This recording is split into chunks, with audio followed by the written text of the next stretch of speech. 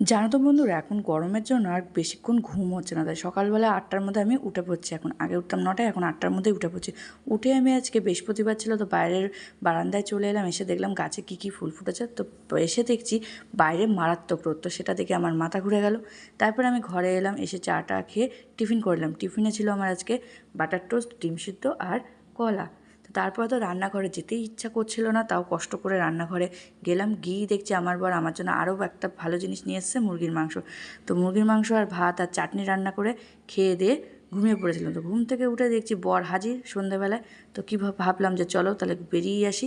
চলে গেলাম রেডি হয়ে অরুণ আইসক্রিম স্টোরে।